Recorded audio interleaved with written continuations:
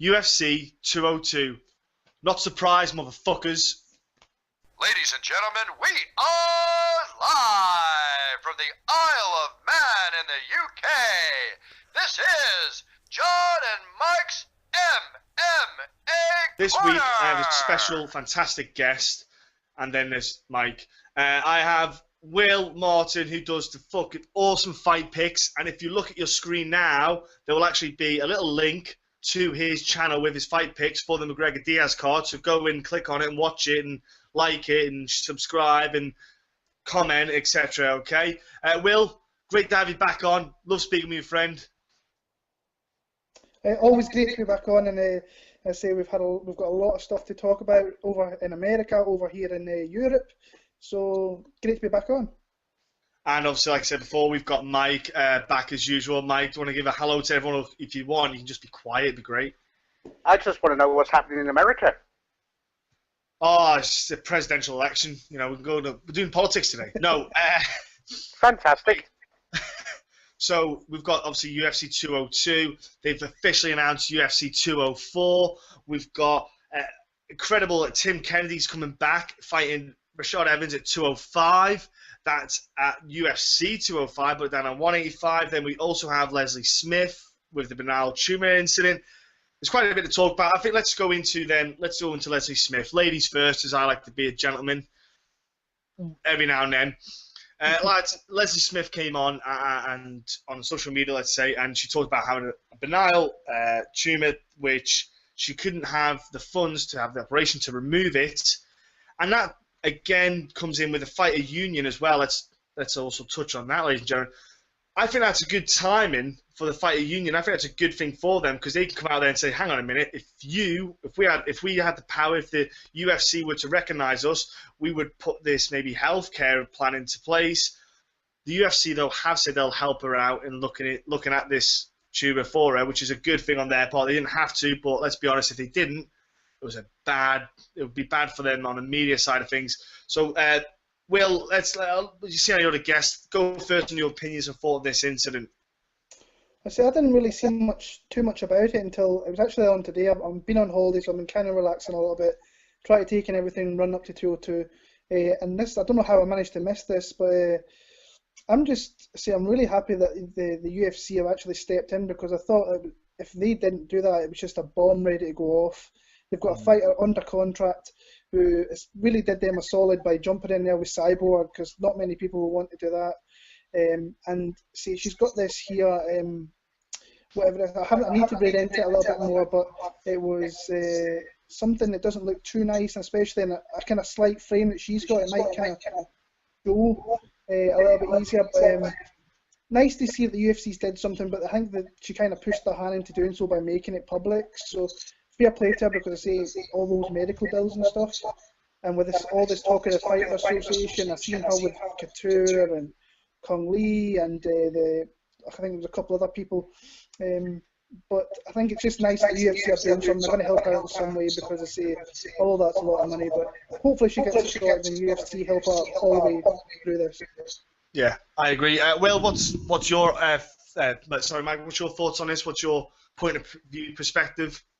Yeah, it's. I mean, she announced that she's known about it for a good while, and that it's not life-threatening or anything like that. It's not like she's going to be dead from it by the end of the year or anything. Yeah, I mean, the UFC didn't have to do anything. It is kind of cool that they are. Yeah, it was what I found scary was that she actually announced how much it was for that full insurance medical cover, and it's like $500 a month or something like that. And I thought, that's America, though, isn't it? Well, we have the NHS in the UK. In America, it's a completely different, because if we didn't have the NHS, we'd kind of be probably on a similar system to what they have. So, I mean, if you think about it, we do pay our national insurance and our tax and all that. Yes. Now, obviously, I don't know exactly how much tax and national insurance, or whether even if they do have any kind of national insurance, it's see, with your national insurance, obviously, it's dictated by the rate that you earn. So Yeah. Whereas if you're paying insurance, they don't ask what your earnings are. You know, they just, okay, what do you want insuring for? Yeah, you know? you've got a plan. Yeah, there's like a set plan you can take because obviously you can have the Yeah, lesser. yeah. So whether you're on whether you're on $1 million a year or 20,000, you know what I mean? It's going to be the same. So it kind of makes you wonder. To a certain point, are you actually more beneficial to pay insurance over national insurance? Fucking hell, hang on a minute. Let's not go into the economics, right? That's what got me wondering. Like, yes. Yeah, but I never realised when I read 500, automatically your brain thinks, oh, 500 for the year, and then it goes 500 a month, and I was like, that 500 a month. But then I had to think to myself, okay, well, you know, like I know I pay 300 sometimes, or even more than that. So, but I think for the timing of it, I don't know if it coincided because when she heard the Fighters Union coming along, and then this came, I don't know if she did it. It's a very smart ploy, very smart ploy she did, very shrewd bit of kind of semi-business.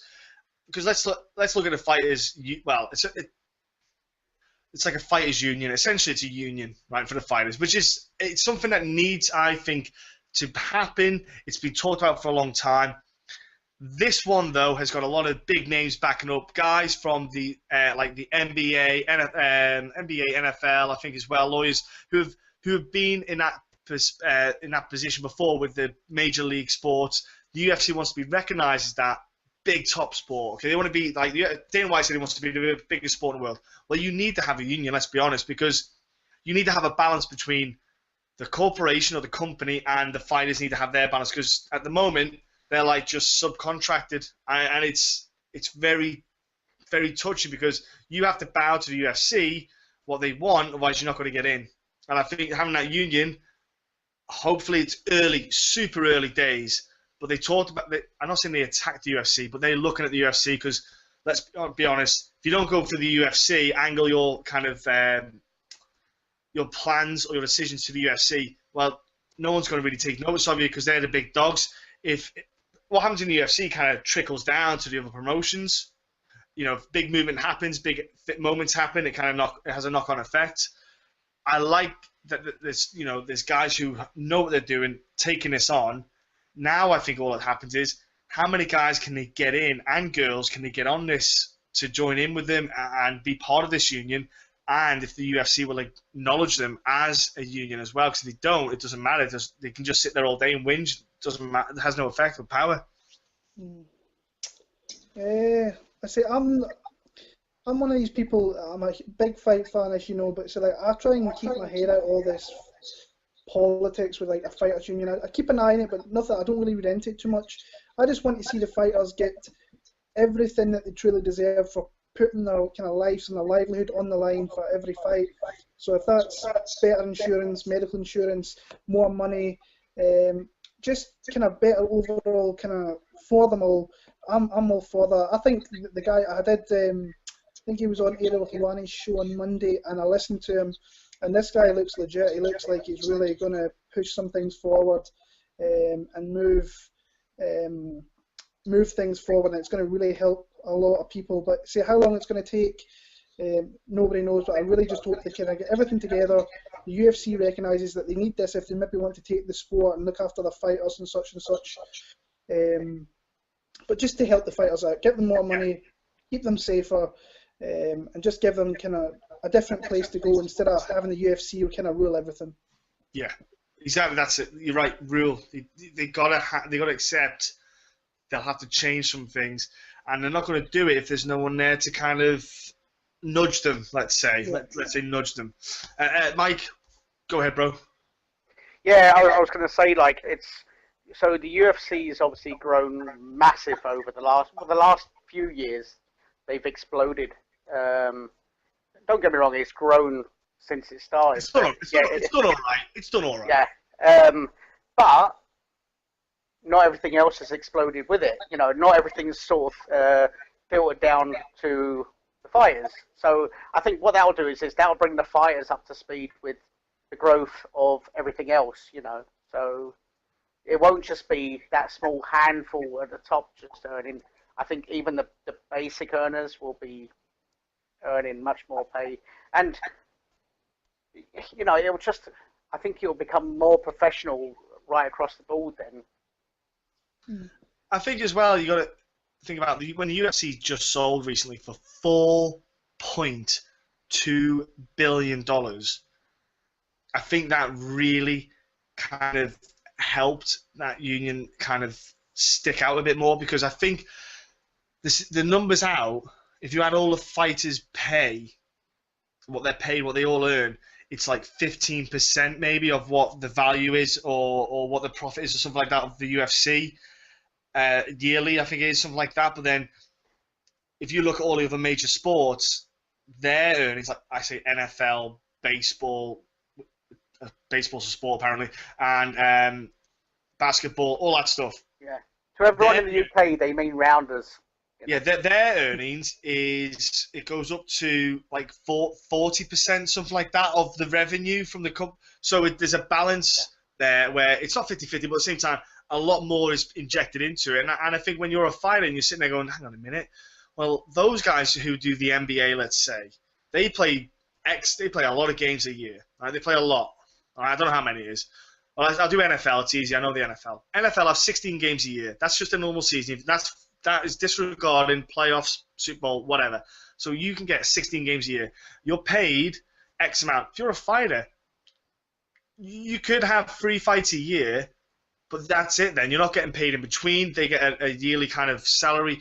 It's a completely different kettle of fish. And if you've got a family to feed, you've got guys in the UFC who have to work full time still. It's just, I think there does need to be a balance. And I think that 4.2 billion kind of purchase made a huge kind of rumble, especially in the fighters, you know. Well, and a lot of them joked on social media about wanting a slice. They made a joke about it, but they made a joke to kind of make a point as well. Yeah, I was going to say, if you buy any company in the world for $4 billion, that must mean because there's a massive profit margin, and if you've got a massive profit margin in the UFC, that means your actual money outlay isn't that great. Mm. So what's the biggest outlay? It's fighters.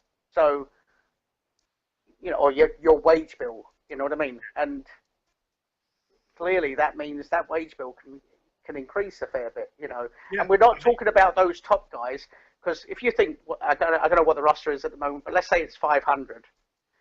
We're not talking about the 30 guys that are happy, or even the 100 guys that are happy. We're talking about the 400 that are struggling, that are on. Yeah, and not everyone fights an equal amount in a year. Let's say let's break over 12 months. Not everyone gets the same amount of fights, and I'd say even if you're fully fit and you're ready to go, you still don't get there's not an equal proportion of fights distributed to everyone.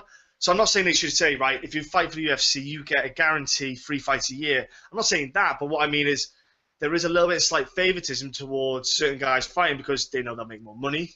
And it's a business at the end of the day. I understand that completely. But I think from a business perspective, you need to keep your clients, which is what the fighters kind of like your clients in a way that, you know, if you keep them happy, I think that makes it's a balance. You know, keep everyone happy. You got a happy promotion, happy everyone's happy. It's fine. I think it's a good idea. There's one thing that's always bothered me is when fighters step in at very late. Stuff things that are really high up they can't reach. Nah. No. Stand on my chair. When you get fighters that step in at very late notice. I remember Marcus Johnson did it at one of the fight nights Nottingham. He stepped in at very late notice. He fought. Might have been Gunnar Nelson. And yeah, obviously he got tapped out. But so he stepped in at very short notice. I think it was like a week or 2 weeks at the most. But then he got cut from the UFC for losing that fight. Well, it's not really a Mike. He probably might have only got a 1-fight deal, and that happens. Some guys get a 1-fight deal. He used to. No. He was in the UFC. Oh, sorry. I thought you meant he got signed up to. Yeah. He came through on the America versus Britain. What's it called? The Ultimate Fighter. Yeah, and he was the finalist. I think he lost out to, was it Andre Winner or someone like that? And who recently lost, by the way, to Sol Rogers at Tanko this weekend. Just putting it out there in 56. Was it 56 seconds or somebody got submitted? ooh, Sol Rogers though he's a really yeah, level grappler. they've got to sort out that contract somehow, haven't they? Well, I know it's what they're gonna do. it's the visa issue that was. I know, you know, but there's enough cards on in America. Do you think? Or it doesn't have to be America. It doesn't even have to be in Europe. You know, It's not that I don't think anywhere else in the world. No, Mike, it's not that. It's the fact. It's not the fact that there was the issue that he couldn't get to Vegas. I think the issue was mainly that he maybe. I think he bent the truth, let's say, on the visa. That's the problem the UFC are having. It's Yeah. He lied. Well, no. What would happen is if the UFC would have said, "Look, if you have told us the truth, we could have worked around this. Maybe put you on something else somewhere else, like Hamburg." He probably, in my opinion, would have been on the European card next to something. But because of the slight bending of the truth, that's what they're not happy with, and I'm with them on that. They think, right, if you're not going to tell us the truth there, what else? I know, but I meant purely as a fight fan. I'd like to see him fight guys at that level, you know, and it's just a shame that, at least for the foreseeable future, we're not going to see that. I hope we see him in Manchester. Possible. I hope, but he is fighting in Glasgow the week before. Oh, was he fighting on that ACB card? Yeah, he's scheduled to fight up here because I'm going down to that. But surely maybe he'll not get to Manchester because surely he would have had an inkling that the UFC are coming to Manchester and they're maybe not going to give him a shot at that. Not yet, anyway. So. And he's at SPG Manchester as well. Yeah, he was working the corner on the UFC London card. Yeah, he's at SPG Manchester. You would think like he's with the boys like Matt Inman. I know Alex Enlin started going down there as well. He started training down. He started like cross training because he's got his own place, Sixth Sense, up in Tyneside. So it's interesting. That ACB card, it's not looking too bad at the moment. Especially, I think Andrew Fisher against Norman Park. It's a winnable fight there for Norman. It's a good it's a good one to get him back in the swing of things. That fight. No disrespect to Andrew Fisher, but I just think it's a more winnable fight for him. You know, to take someone like that. I'm looking forward to that card. Actually, they're putting a handful of good matches up there. Really. Yeah. Ticket sales are going there supposedly. So. And for you, like being up in Scotland, it's it's an MMA event. It's good to have, and isn't it the Hydro as well? That one.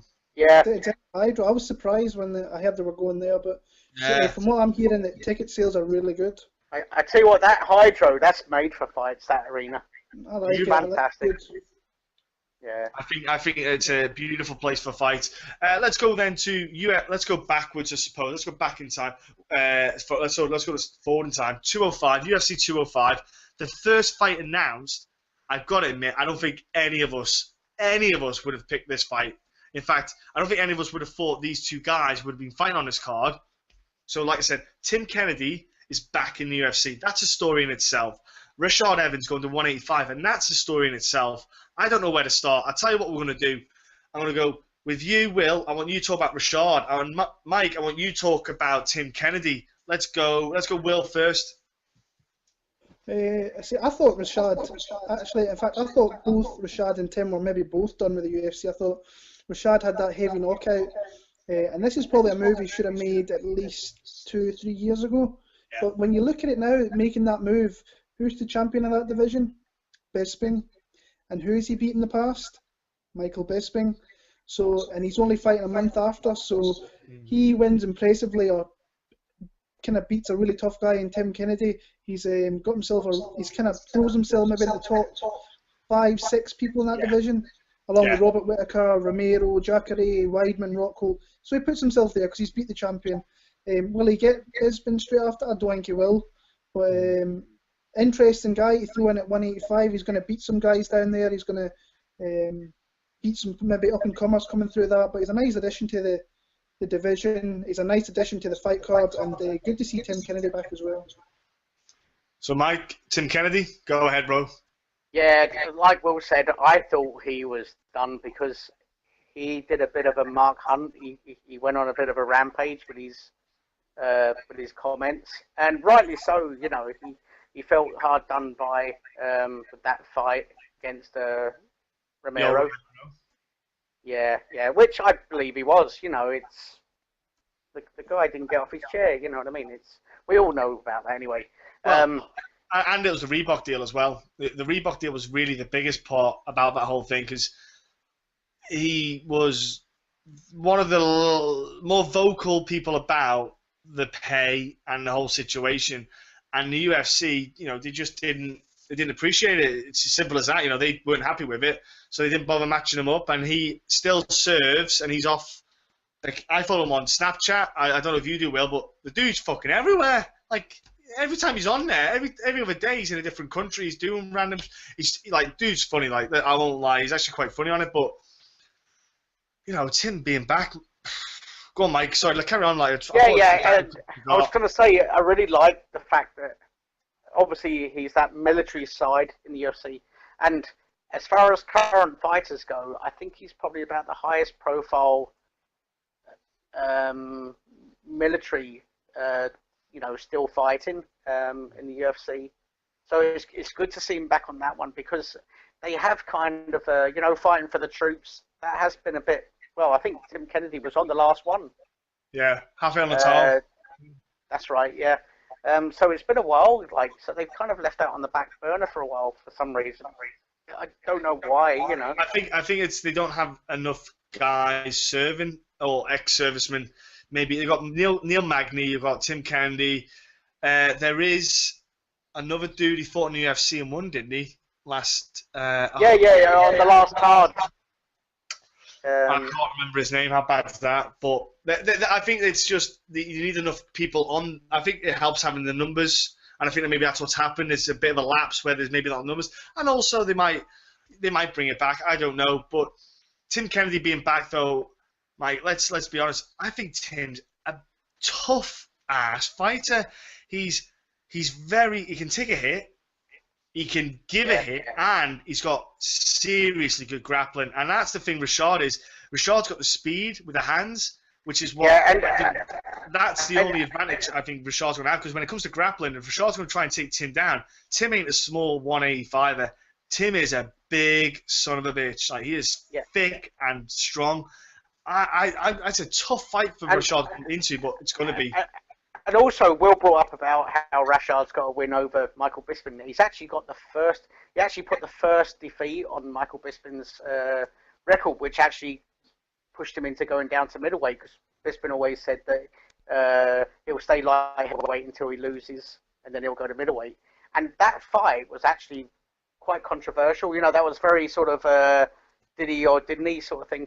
But also, same with the Chael Sonnen fight as well, which is still a bit questionable. But the thing about the Rashad is he didn't piss positive later on, so you know, that hasn't really come up in arguments or anything like that. But it was, I mean, Bisping took that one on the chin because he said, "Who's your deaf lad?" I'm allowed to say it like that. Yeah, Matt Hamill. Yeah, Matt Hamill. Now, Bisping beat Matt Hamill a bit controversially. So he sort of said, like, well, okay, I won that one controversially. I've lost this one controversially. Swings and roundabouts. Went down to middleweight. Yeah, the only man to beat John Jones, Matt Hamill. Yeah. But also, Tim Kennedy has a win over Bisping. So it's a very dominant win. I'll add that. There was Like, to be fair, Bisping went till the very end scrapping, but Tim Kennedy just dominated that grappling aspect, and that's what I think. It's an interesting matchup because with Tim Kennedy where he was with your Romero fight, I think everyone kind of looks at that as an iffy fight. You know what happened. So your Romero isn't out of that title picture in the sense of if he beats Rashad Evans. I think if Tim was to have another fight, he could definitely spur himself up there, considering he's beat the champ before. You know, I like the middleweight division at the moment with Bisping being champion, because it opens up so much and so many fights. Rashad Evans, like I said before, I think the speed is the only thing Rashad has in this fight with Tim Kennedy as a big advantage. So I think I was going to say, it'd be interesting to see how fragile he is at middleweight, because he's looked fragile at light heavyweight. Fragile. I don't know about that. Like Glover Teixeira hits like he's gonna kill you when he cracks you. Like it's not like Glover's done that once only in his career. Like when Glover hits you, it changes your perspective on life. He didn't get hit by somebody that was 1-1 in the UFC. You know, it was. And wasn't that Rashad's first fight for a long time, if I recall? He was out for a while before that Glover fight, wasn't he? And I'm not taking that away from anything, but you know, I know Rashad got thrown right into the mix, and Glover was in shape. He had a good camp. He took it seriously, because the problem with Glover was, which we'll go into later, was that, you know, the switching where he was training with the ATT affiliates. You know, switching. I think it was Connecticut. Sorry, was where he was training a couple of times, and that really made a difference in his performances. And I think he switched up based time around, so he was like on point. And then you had Rashad coming back. I'm not saying it was the wrong fight for Rashad, but it wasn't the most ideal fight for him to come back on. You know, I want to get back into it. No, you're going to get a guy who's going to crack you, and it's going to rock your world. I think that what Rashad needs to do, he's the last few fights he's been really tentative, and Ryan Bader, he could have got Ryan Bader's chin there. He could have got him Glover, and he's just not doing anything. He's got that athleticism, and he just needs to use it, and he's got the hand speed. And we just haven't seen it the last few fights. So, and Tim Kennedy's a hard guy to show that against, because he's so gritty and in your face. Yeah. So I think he's gonna want to grapple with him, and I think Tim Kennedy's gonna stop every takedown that comes his way. It'd be like Phil Davis and Anthony Johnson. I feel it'll be very similar to that. I think it'll be very similar. Okay, then let's look at what was the other thing we find out. UFC 204 got announced. All right, so we are quite happy. It was a shock announcement. I don't think any of us saw it coming. So Michael Bisping's fighting Dan Henderson, UFC 204 Manchester. The fight card's going to be at the early hours of the morning to accommodate for the US for the pay-per-view. I get that, because that's how they make the money on the numbered cards. I'm not that arsed, and the reason being is I watch the numbered events at stupid hour anyway, so it's not any different. Let's take away that perspective of it. Let's look at some of the fights announced. All right, so obviously we know about Bisping and Henderson. Fights announced so far on the card, it's shaping up to be a ruddy good card, boys. Let's be honest. Like, so far so good. I'm giving it a good thumbs up at the moment. Yeah, I agree with you completely. I think because there was all the speculation beforehand, and then eventually it got announced, and we heard there was a few fights, but I mean, Vitor Belfort. When I first heard that he's going to Manchester, I thought that's not going to happen. He's announced on there. I don't think it's the co-main event either, so we're probably going to get ourselves another decent fight on there. I think Manawa versus St. Preux is a great fight. Yeah. I was quite. When I was at UFC 197 and St. Preux obviously came in for Cormier, I watched some open workouts, and the guy's a beast. He's a big, he's a unit. And this is a big step up for Jimmy here, but this is the kind of fight he needs to win, coming off that loss to Rumble, and put himself right back into that top 8 guys in that division. And then if you look through, I mean, Struve versus Magomedov's a really fun fight. Pickett being on there is a fun fight. I'm really looking forward to it, and I'm expecting some more fights to get announced. If I could get one fight added on there, I would love the Polish girls on there, personally. Yes, exactly what I was about to say. Bingo. And I was thinking if Tim Means wins this weekend, him versus Gunnar Nelson would be another fight I'd love to see. That would be badass. Any means necessary. Yeah, exactly. Tim Means just one of those dudes where when he fights, it's violence, and that's what I love about him. He's just a fun ass fighter. Mike, you know, obviously we kind of knew the fight card was coming, but fights so far, how are you feeling about it? There've been one or two whispers. And Mike, it's your favourite boy, Mike, Vitor Belfort, your idol. Let's go on. Well, I've decided. Yeah, I've shat all over him like a fucking seagull over a car over the years. But I've decided for this, I'm just going to think about, because let's be honest, he's so in his twilight now. I think, let's think of, like the early days of the UFC. he gave us so much, like starship Tank Abbott and stuff like that. Like in those days, everyone was on the juice and nobody gave a shit. Like Tank Abbott was there on the was juice. no testing. Yeah, no, he was on the lager. He was not. Yeah, some Budweiser. Yeah, he was on the stool most of the time, wasn't he? Yeah, but yeah. So, do you know what? He's had a lot of shit from me. I believe he's not on it now because he doesn't look the same as he was. No, it looks like you, Mike. I tell you what, I actually feel like I look better than him. I actually look at him and I feel like saying, "Fuck testosterone." Right. So I think it's awesome. Like, let's look at, if I look at Bisping champion fighting in the UK, that's great. I think that's fantastic. The UFC cottoned onto this and did it because they didn't have to. Because with Bisping being based in the US, they could have easily just overlooked it and put him in a US state and done a numbered event there. The fact they're doing that is great. And you get two legends, like not only UFC but Pride legends as well. Like come on, like Henderson, Vitor, like God damn it, two dudes. Like Gegard Mousasi, if I'm honest, I think he's going to absolutely murder Belfort. I think it's just going to be a massacre. Oh yeah, he'll murk him.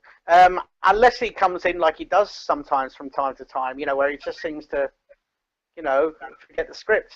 But I don't think it will happen. These days, mate, I don't. When you watched him against Weidman, no, sorry, not Weidman, Jacare, you saw a Vitor who was a shadow of himself without that TRT. He just looked frail. He looked. I'm not being. I know Jacare's a top jits guy, but Vitor just didn't even try on the ground. And Vitor is a great guy in the grappler. He's a great jiu-jitsu practitioner. And I just thought, you know what? It's just like maybe it's gone now. And I think you're just going to see this absolute meteoric decline in Vitor. I think what they'll do is they're going to milk that name now because it does carry a bit of weight with it. Like for instance, we're talking about him now. Of course, yeah. You put Vitor in Brazil, you're going to sell out. If you put him on a fight night, headline in a fight night card, it'll sell out because it's. And do you know what? It's like I said, like I have shouted him a bit, but it was with reason. But if I see him there, I'll not think of that. I'll think of the old days, and I'll still. When he was all natural, good old days. No. When everyone was unnatural. No, it was. There was a big party, and everyone was popping. Okay, we're going to go back now. All right, so let's talk about UFC 202. All right, the reason why I'm actually quite excited about it. I was a bit gutted about the fight card getting mangled around and moved around a little bit, but at the same time, I still like the card. I still like a handful of great bouts matchups there. There's one fight I think that's going on that nobody's really mentioning. We'll talk about it in a bit, but I think Cerrone's story, that is going way under the radar.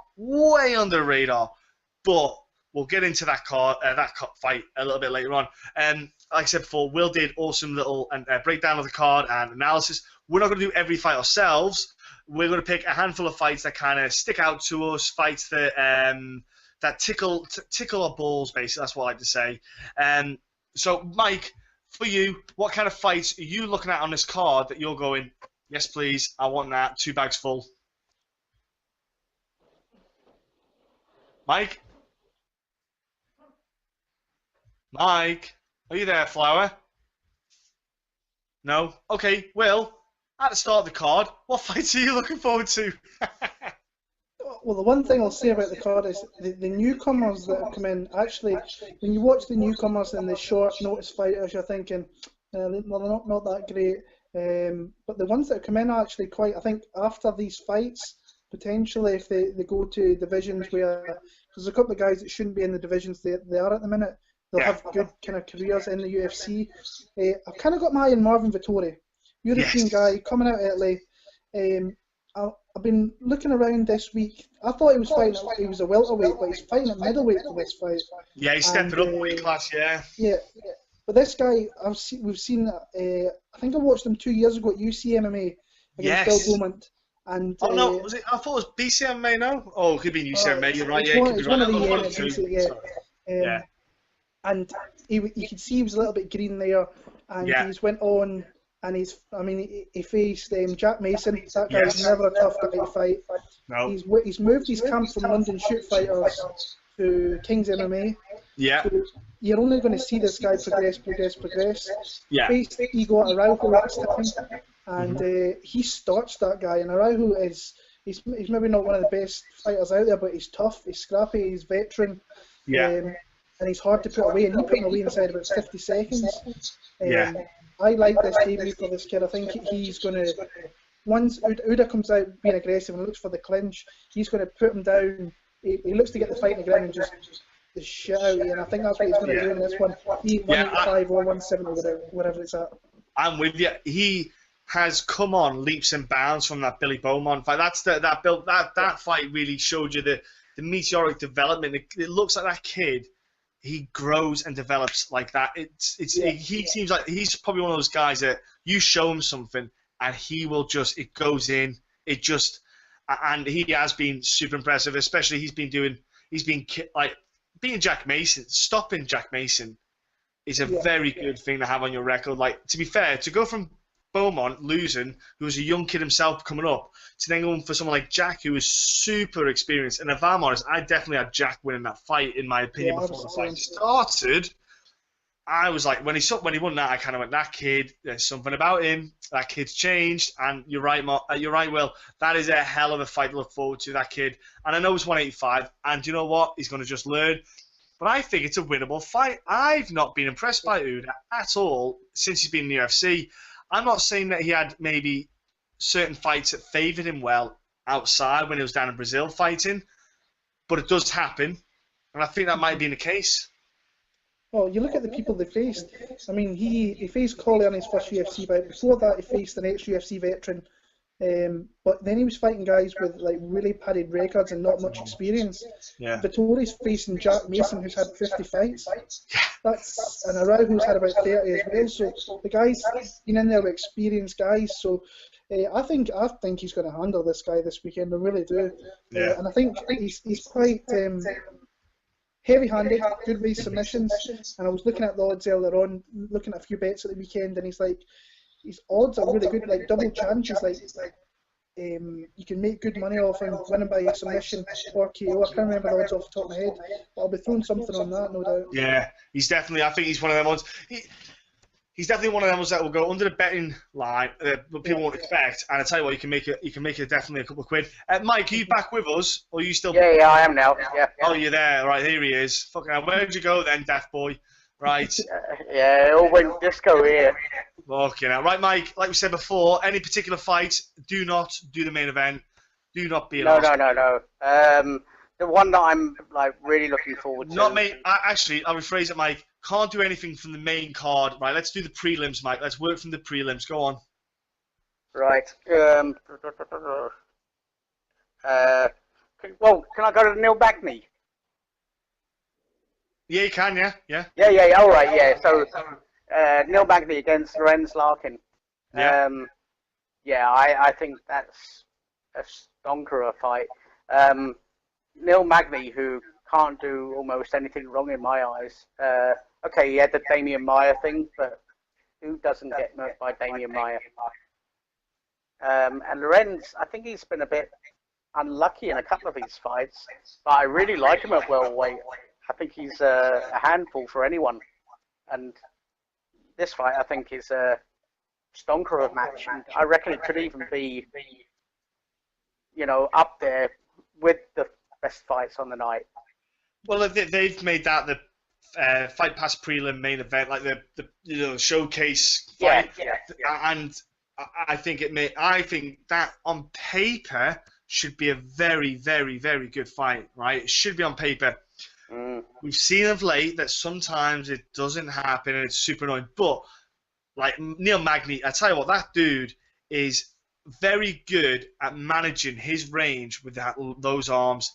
There's not a lot of guys that can manage their then like if they've got a reach advantage, there's not a lot of guys that use it well. He does it super well. That is one thing about him, and he'll need to use that in this fight. If Neil Magny does not apply that jab and keep that distance between him and Lorenz Larkin, he's in for a shit night, because Lorenz Larkin is fast and powerful. He will explode with combinations at him, and if Neil Magny ain't switched on, he's in for a rough night. I honestly, if Neil can't keep composed and keep that range, especially cutting angles are going to be a big thing, because when Lorenz coming fast at him, Neil's going to have to get the hell out of dodge. Well, also with Lorenz, yeah, you've got kicks. You know, his kicks are tremendous, and oh yeah. We don't always see enough of it, but I think in this fight we will do, because of that distance. You know, I think you'll have to use the kicks even more, which is great for us, you know. Yeah, I think as well, because Neil Magny's fight against Hun Dong Kim, I'm fucking going to kill it, like, against Kim, you saw him get rocked in that first round by Kim, and Kim, we look back, I know I'm jumping ahead with him, but if you look at that example, he was not composed enough to finish Neil Magny, and Neil Magny was really fucking hurt in that fight in that first round. Oh, yeah. Lorenz Larkin, if he can be composed and if he catches Neil, because I worry about Neil taking shots from powerful guys, and that's my question. I think Lorenz's chances are going to be then, and how he can. I think if that's a real battle of range, it's a range fight, that one. If Neil keeps that range, he can apply the jab, pick his chances when he wants to either shoot in to get the clinch game up and get it down, or if he just wants to keep it at range for the whole fight. That's going to be that fight. It's an awesome fight in the card. I absolutely stonkingly looking forward to it. Will, how's your brain looking at that fight? I don't know what it is, but I cannot get a read on Neil Magny fights. I always seem to go for the other guy. I don't know why it's because he faces guys like Lim, who's on this card. He faced him, and I think Lim is a legit guy at 170 if he can put everything together, because he's a fucking huge. He's a massive guy. Yeah. And he gave Magny some shots in that one. And then the one thing that really impressed me with Neil Magny, and it has done for the last 2 years, is the adjustments the guy makes during the fights. Yeah. Because it's not like that's the only fight he got booked in. Hector Lombard nearly took him out. Yeah. Made the adjustments there. Nearly took him out. I think it took about 10 years off his life. Woo! Yeah. Lawrence Larkin is just really fast hand speed, very athletic. Yeah. And he's in and out, and he's going to have to do that really well this weekend, because Magny's got that big reach advantage. I think that people need to chop his legs down, and he's got those low calf kicks that can really affect Magny during the later rounds. I think this is going to be close. I have it for Larkin to be a split decision, but it's really close. But I hope Larkin gets it, because I think he's a really good talent down at 170. I do. He's a great addition. I think the fact that the kid accepted they needed to cut down and did it, I think it's awesome. Okay. I was going to say, I think that's a really good point that Will's pointed out there, is the fact that Magny seems to have that brilliant second round. You know, no matter how shit the first round is, if he gets through it, that second round is, I mean, he had it against Hector Lombard. Yeah. I think it was. He had a shit storm in the first round, and then came out in that second round and beat him. You know, it's, you know, and he's done that a few times, so I'll pick a fight. I'll pick a fight from the prelims, okay? I could go with one of the ladies' fights, but I'm going to shoot with Cody Garbrandt against Mizugatti, all right? That is mouth-watering, because Cody is on fire. Let's be honest, like, that kid is absolutely killing it at the moment. He is a superstar for that bantamweight division in the making, right? His smack talk ain't the best, but it doesn't matter, right? The dude is when he's performance-wise, he's badass, and I'm loving the way he's performing. Now he's fighting a guy, Mizugatti, who actually, if people want to cotton on, went on an absolute tear in the 135. He went on I think he won 6 in a row or something like that, something crazy. And I think a lot of people get that stick, they forget about that and remember the Dominic Cruz fight where Cruz just went through him like a hot knife through butter. And I think people need to realize that Mizugatti is a badass fighter. He is nasty. He is not only he's got good hands, but that ground game that he's got is absolutely deadly. The kid, like Mizugaki, is awesome to watch. Like I love watching that guy fight. But Cody, though, for me, what I love about Cody is how composed that guy is in his fights. Like he is so focused and doesn't let anything get to him, doesn't let it bother him. Like the Thomas Almeida fight, Thomas Almeida was coming at him like a freight train, and Cody was just, cool, it's fine, I've got this, you're going to sleep.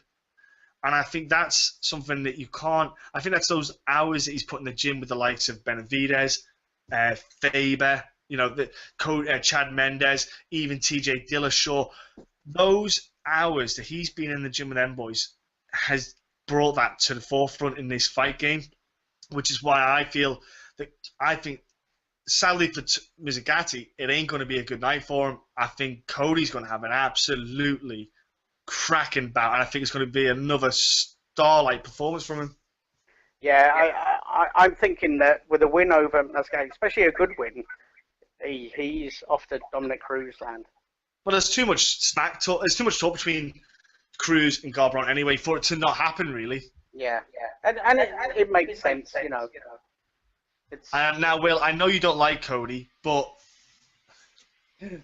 no, I've got Cody is a guy I've watched really since I was brought onto him. I like Team Alpha Male, and there's a couple of guys. There's actually Anthony Avilas fighting tomorrow night, and not tomorrow night, Friday night for RFA, and he actually put me on to Cody back in the amateurs, and just a really, really good guy he's a boxer, but he's got a lot of people don't really know about his wrestling, that he hasn't really showed too much of that yet.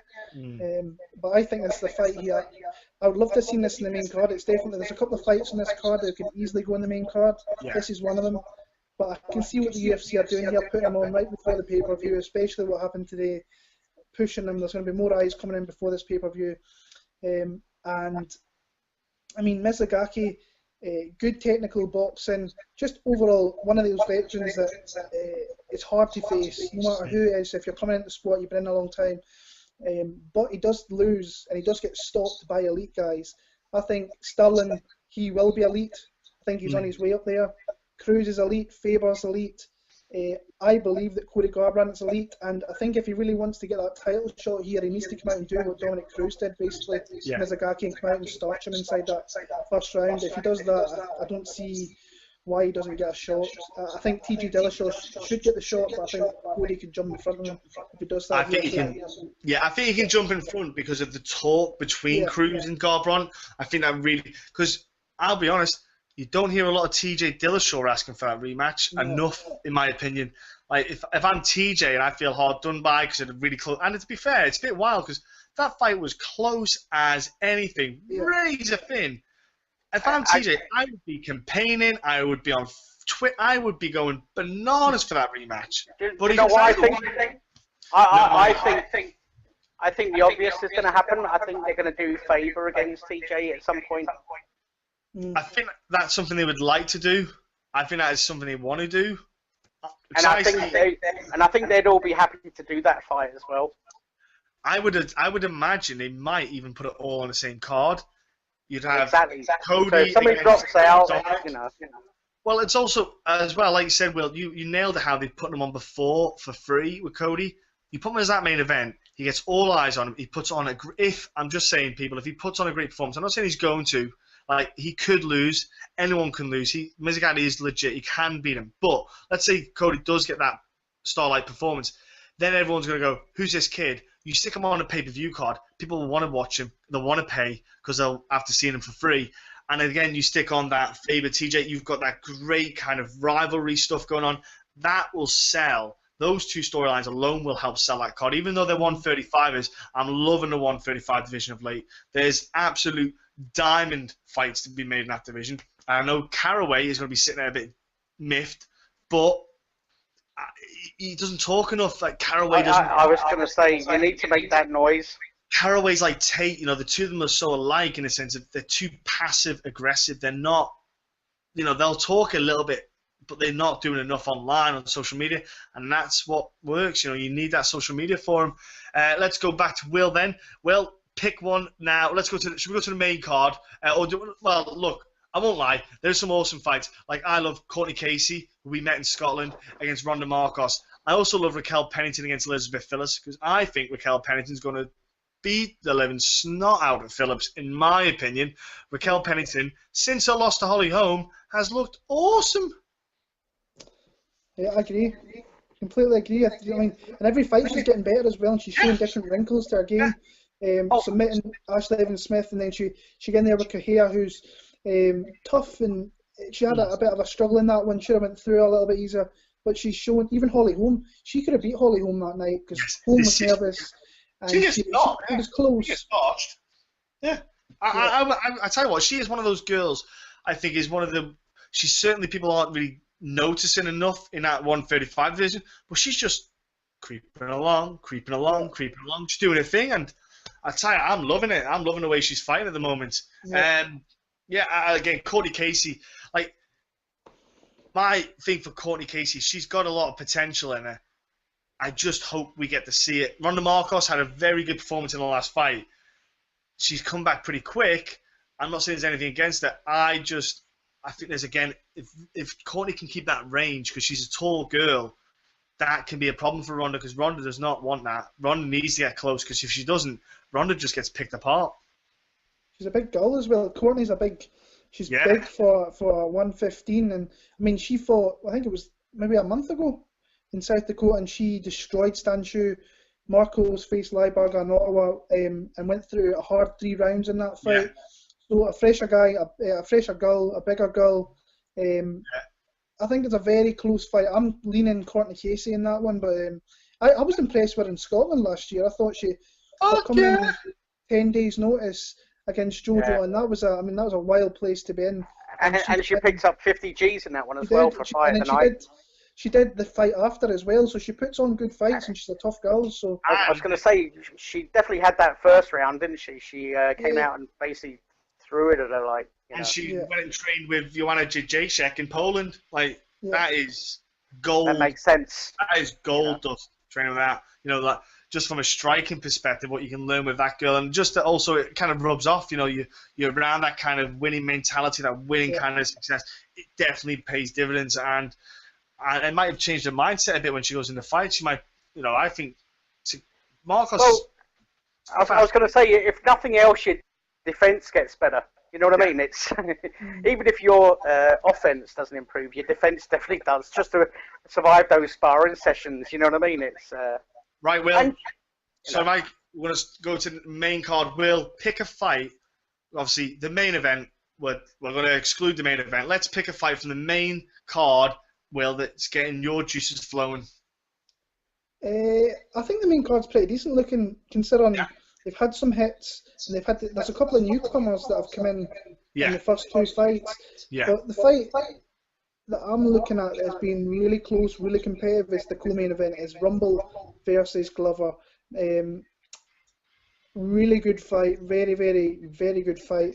On my video, it's just hard to pick against Rumble Johnson against anybody that's not got a belt around him, because the guy, if he doesn't even have to hit you fully, like he did with Gustafsson, and he clips you, and that's it. You're in Queer Street for the next until you're looking at the lights. Yeah. So but then you're looking at Glover, who, if he can get through that first round, then the fight comes very close. But saying that, then Rumble against Phil Davis, he showed that he had cardio and he couldn't be taken down, and that just intimidated Phil Davis to stand with him. And Glover he's had his chin checked a few times by people that don't hit as hard, nowhere near as hard as what Rumble do. But the closer the fight's getting, I'm actually kind of still leaning Rumble, but I think it could go to a decision and be very, very close. But that's the fight I'm kind of looking out for. But there is other great fights on the main card to start off with, but that's the one I'm keeping a really close eye on outside the main event.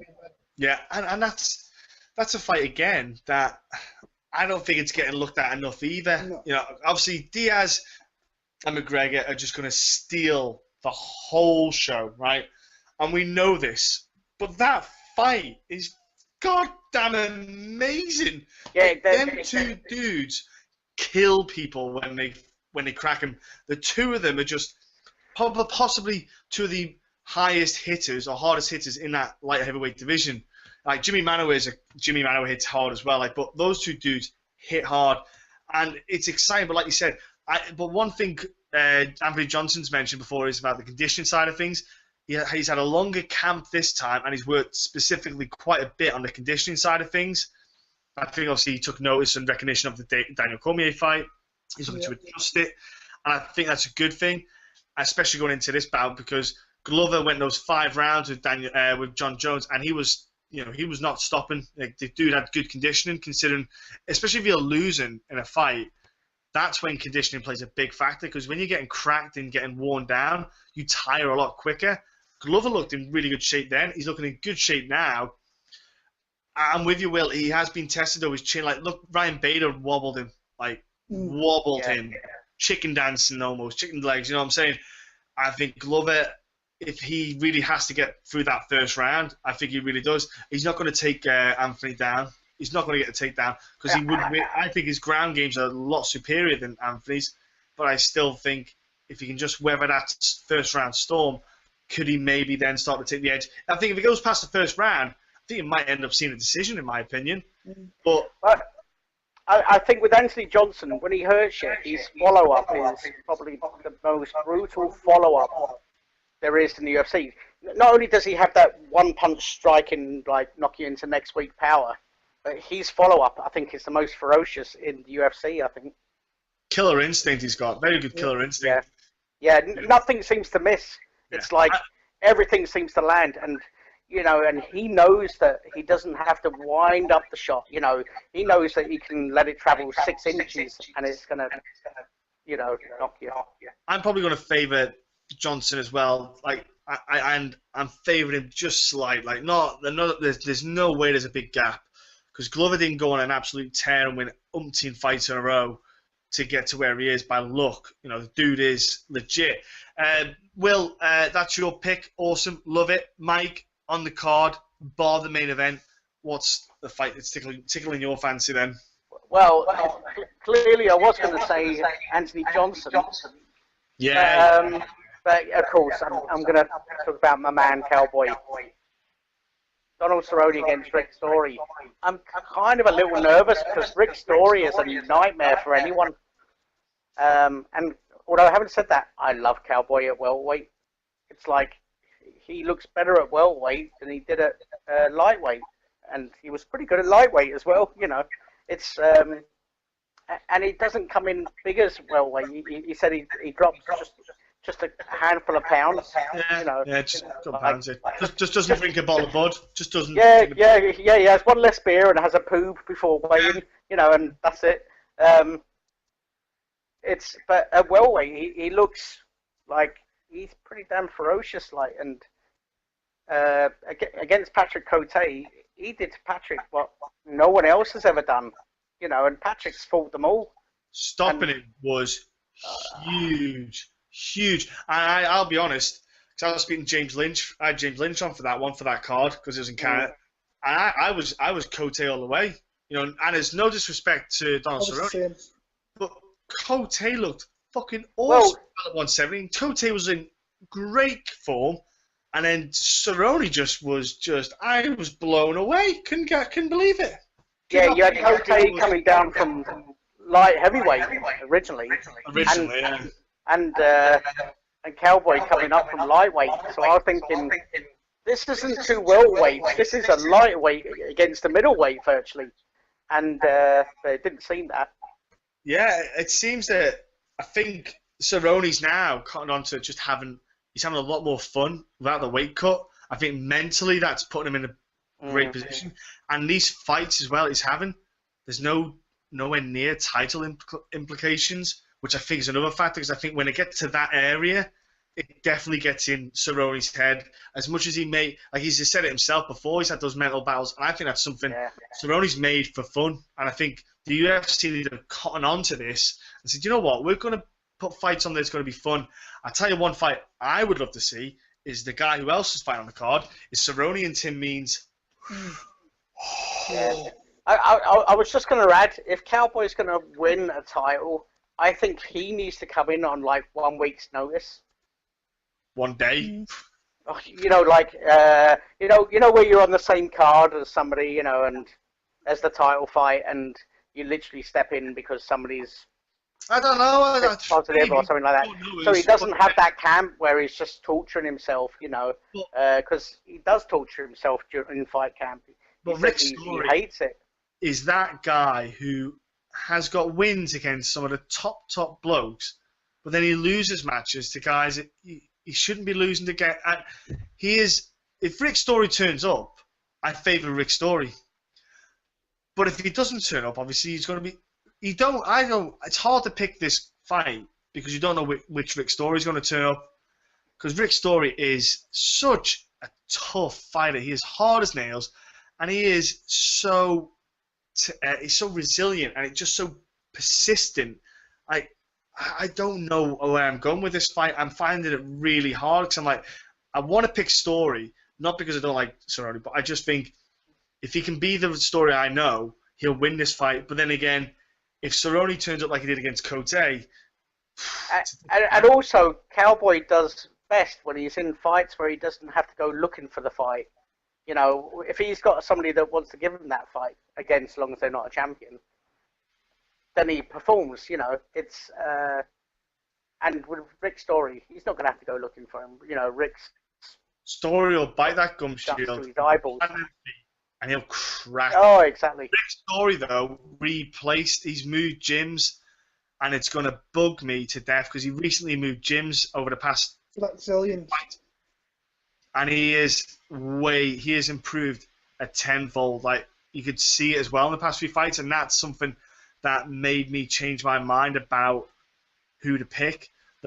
I think Rick Story is starting to come into his own a little bit. But look at Jake Ellenberger, goes to King's MMA, and that dude looks like the guy he did a few years back. I think sometimes it does make a difference, mentally for the guy and technically.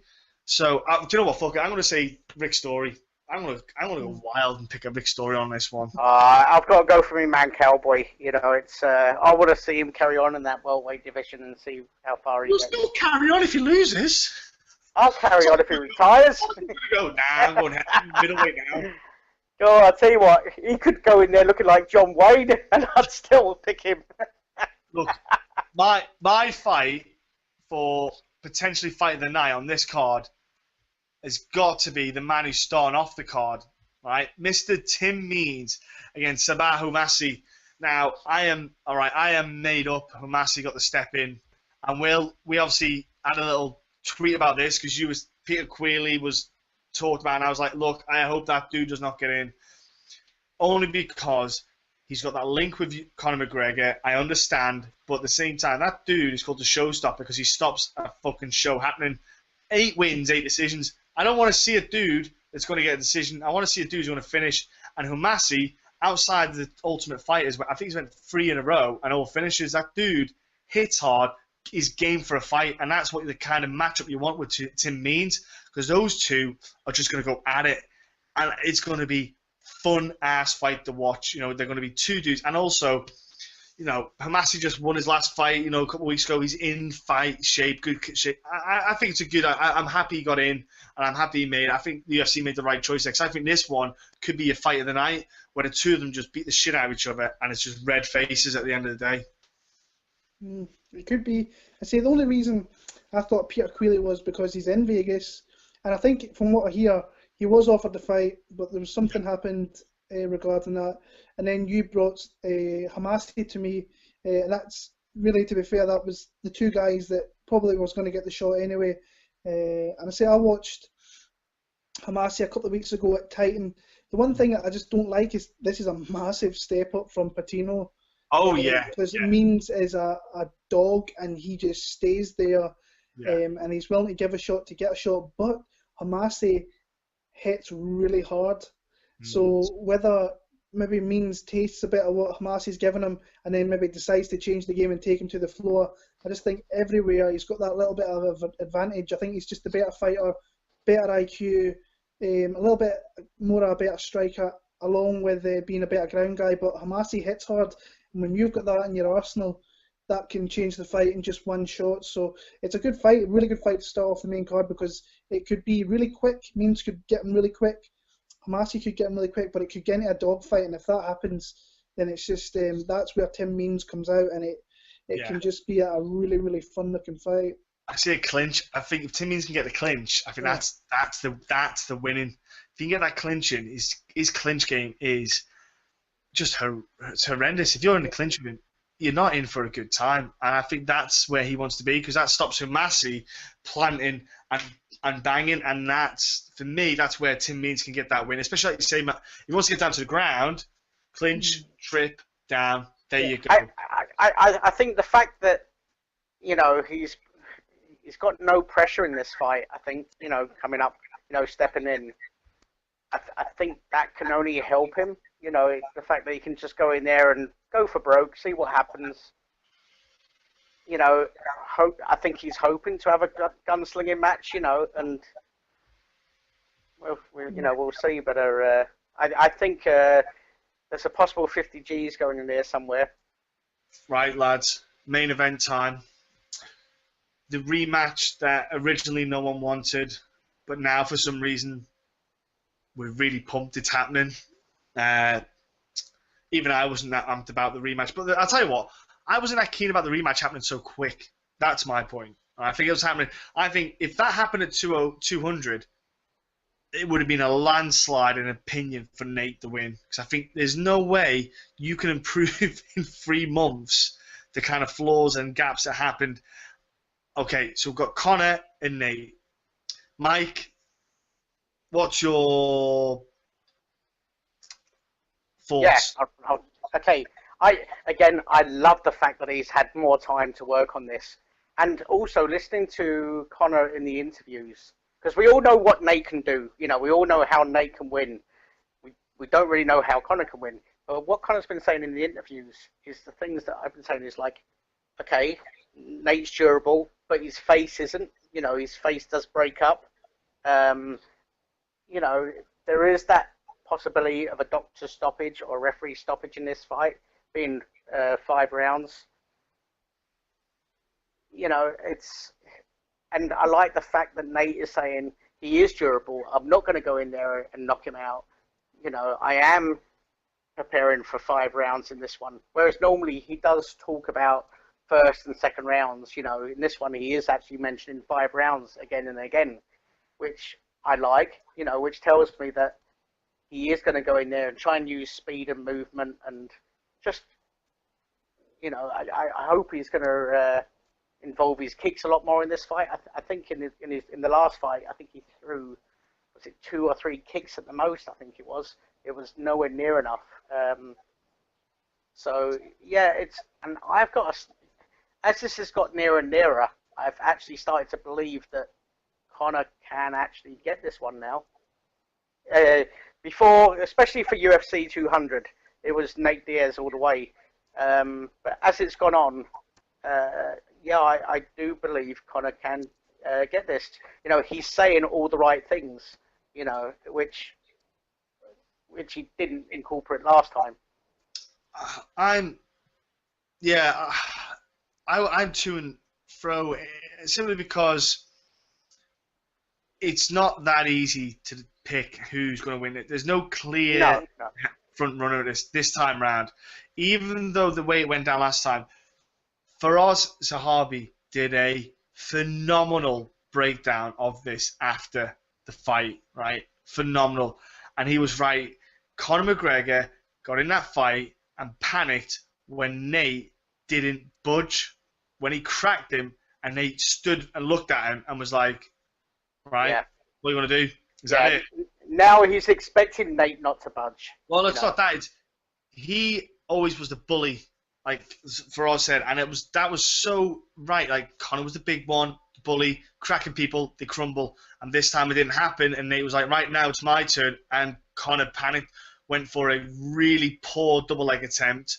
Like it was, let's be honest, it was like an amateur hour attempt at a double leg. Just like you do not just pile your head downward. I could not, no level change, nothing. And then obviously the ground happened and it got tapped. This time around, I think it's a 5-round fight. You've got to pace yourself a lot differently. I think Conor was thinking first round he's going to finish him. I truly believe in this one, this time round, we'll get to see everything Conor can do, because since Conor's been in the UFC, we've seen him starch, and so all we've seen is his full-on aggression.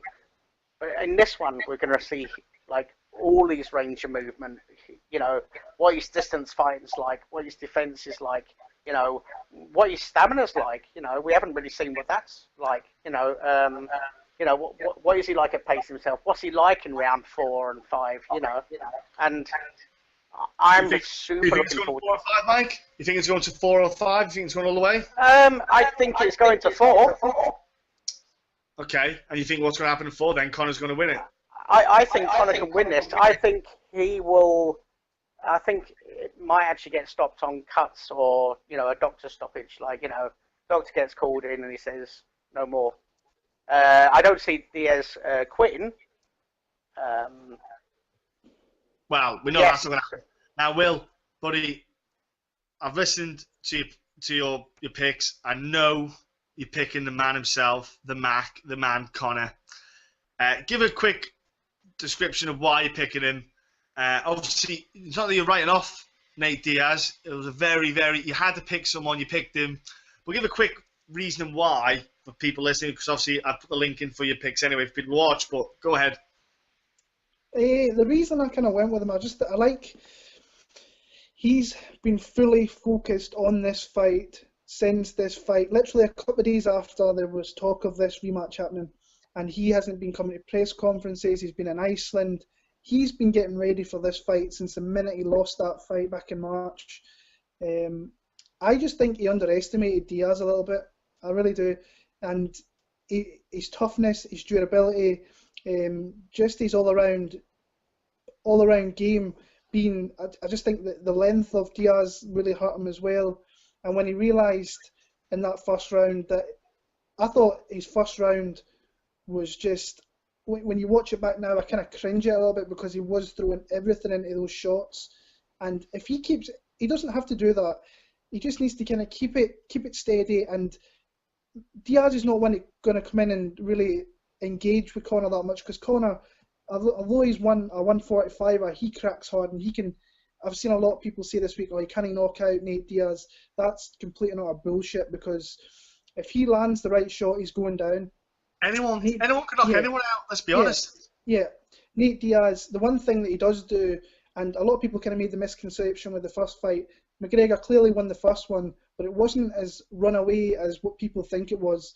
A lot of the shots that McGregor hit him with, the one thing that Diaz does really well is he rolls with the shots, and so that means he doesn't get the full impact of the shot, and see, he's got the war wounds where he opens up very, very easily.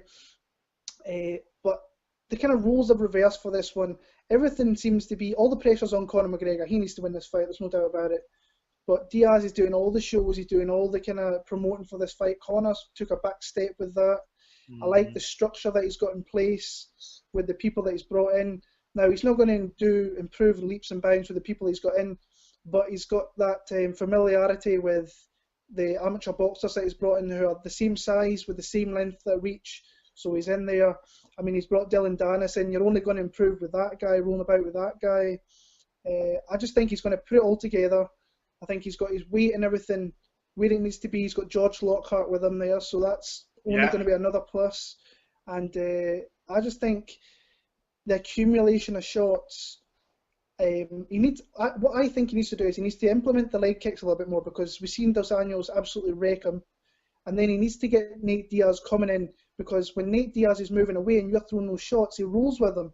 But you've seen in the first round of the first fight, when Diaz comes in and he moves his head to the right and throws that left, it nearly took him out. It stumbled and made his legs go a little bit. That's what he needs to do. He needs to try and goad Diaz to come in. And he needs to goad him, come in, and then he can catch him. And I think the accumulation of shots could definitely... I think in one of the fights back in the day as well, did one of the Diaz coaches not throw the towel in as well? So if I can't remember off the top of my head, I'm thinking of a fight somewhere where one of the coaches wanted to throw the towel in and it finished, He was taking a bit of a beating. I can't remember what it was. Was it maybe Rory McDonald? Could be wrong. He did take a beating in that fight, but to be Yeah, fair, he took a beating. I thought maybe seen a towel fly in at one point, but I could be wrong. That's what I think he needs to do, but there's no way I'm writing off Nate Diaz again. Everything's really on Nate Diaz to kind of win this fight because he's got the full camp and stuff like that. Yeah. I don't think it'd be the worst thing in the world if he lost this fight because the kid's going to make himself a shitload of money again. Because these two guys after today, they might not do it straight away, but there's going to be a third fight somewhere down the line. It would not surprise me in the slightest if we see Nick Diaz against Conor McGregor, which I don't think Conor should go anywhere near that fight personally. But I think Conor's got it all ready to go. I've taken a shitload of abuse from people this week for picking him. I've been called a racist for picking people outside of Europe and this and that on YouTube. I've taken some serious shit this week. But that's just my opinion. I think that McGregor's got everything in place. He's got his structure. John Kavanagh's come out and says the reputation is kind of on the line here. They've changed everything up, the structure. They've got ready for this one guy and they've did everything they can. If he can't win this fight, then he takes a hit. But he still goes and he's still got Josie Aldo waiting for him there. So I'm picking Conor. I like a TKO as well. I like the third round. I think after a couple of rounds, if he can keep that pace, he can really hurt him. And going into round 3, I think he can take him out there. But see, no way I'm writing off Nate Diaz because the guy showed in the first fight that he can throw the kitchen sink at him and he's still going to be there. Yeah. So a 1-2 can change it. Like a 1-2 from Diaz can change it. And that, exactly. Well, and your opinion, you see, that's the thing. It's your opinion, and people are going to bitch. You're only going to that, all right? And that's why at least you can back your opinion up, though. You're not just saying it and then not giving a reason. You can give a structured reason why. Like people just go 2-9, motherfucker. I don't. You know, yeah, and who are those people picking before the first fight? Well, they were probably on the Conor train, like so. You know, it's the amount of people that have dropped Conor since that loss. It's amazing, you know, how they're like just counting him out. I think Junkie posted a list of fighters that were asked on their opinion of this, and I think only one. It was your man Kraus that picked Conor McGregor. And one thing I do like about Kraus is he is very sensible. He's very fight savvy, and you know, and we did see Nate Diaz get knocked out by Josh Thompson head kick. Josh Thompson head kick. I was at that one as well. You know, but I'm gonna go, lads, against the pair of you. I'm gonna go with Nate Diaz. All right. And my reason for going with Nate Diaz, the full fight camp. I know he's done some media stuff. But that full fight camp will make a world of difference. The first round with Conor, he really did not put a lot out because he was really just taking it in, pacing himself, and he just took it in, see what Conor had to bring, and then second round, apply his game. This time round, he knows what Conor can offer. All right, he knows how Conor can punch, he knows how hard he can hit, he knows obviously a lot of the tricks. At the same time, I think the conditioning that Nate's going to be in, when you get punched, if your conditioning is on point, it makes your recovery that much quicker. Best example, Michael Bisping getting sparkoed by Anderson Silva. And because Michael Bisping's conditioning is stupendously good, like we know Bisping's got great conditioning, he came back and recovered and was carrying on the fight. I think that makes a big factor in this. Like the first time round, Nate wasn't in great condition. He was drinking tequila shots 10 days before. He was getting a bit, maybe he wasn't doing a bit of doki-doki, but he was doing a bit of drinky-drinky. It makes a bit of a difference on your body. I think now he's been eating cleaner. He's been looking after his body, the condition. I know the media thing makes a big, huge difference, I think, as well. But I think that Nate's going to be a lot sharper with his boxing. That performance he did against Michael Johnson, and Michael Johnson is no slouch. Michael Johnson is quick as well with his combinations. I think that if Nate brings the performance he did against Michael Johnson, I think that's a nightmare of a kind of fight for Conor because Nate can just keep that tempo. Nate can do 80%, 90% tempo, round 1, round 2, round 3, round 4, and ain't going to stop. Can we see Conor do 80%, round 1, 2, 3, 4. I don't know if we can. I don't think 5. I know Conor's been. He's got. He brought in some specialist sports specialists with the conditioning side of things. He'd be doing a lot of the rowing and the bikes and stuff, and he can do a lot in 5 months. But Nate's been doing it for not 5 months, years and years, and all the. And I think that makes a lot of difference. Nate's already got the boxing and the gym. I think Nate's not going to be shooting for a takedown. Let's all fucking say that right now. Nate's going to stand and bang, and that's the best thing Conor can hope in this fight is that he stands, because that's the better chance for him. Now, he did do a beautiful X-guard sweep on Nate in that fight, but I just don't think if it goes to the ground, there's no way Conor is caught up to Nate's standard of grappling. It's just not going to happen in 5 months. It's impossible. But I think it's going to be standing up, and I think Nate's just going to put that kind of, if he puts that Michael Johnson performance on, I think it's going to be a great fight. I think Nate can do it big time again, and that's just my opinion, boys. Yeah, no, I agree. Have you seen the who is it? John Gooden and Dan Hardy. Dan Hardy does a great breakdown of the submission on the first fight. I mean, it shows you don't know it at full speed. At full speed, when Conor jumps over to try and take the back, or go into side control, Nate Diaz actually hooks his right leg, so he can't fully go over, and it's you only see that in slow motion, and it was brilliant, really brilliant breakdown. But it's great fight, really, really good fight, and especially after what happened today, it's just like a rocket's going off, and it's going to be incredible when it comes Saturday night. The weigh-ins are going to be insane. Yeah. Never mind Saturday night. The weigh-ins, I think it's going to keep them about 20 foot apart. It's going to be. Yeah, I think Dana White's going to be like Mr. Tickle, arms outstretched. You know what was the best thing was Dave Scholler trying to just move Conor away, put his arm. I was like, Dave, you're not good at these things. Yeah. Dave, you don't. But look, guys, that's too much. I've had a fucking awesome time. I tell you what, this has been awesome, guys. Yeah. Thank you so much, Will. Absolute gen. Look, I'm going to put your links up on the comments section below. Don't worry, everyone's going to put that one in the card. I think the card appears here or here, wherever. When I put the little thing up, it's going to be up there. People are going to jump on your page. They better do. That's it, folks. We talked a lot.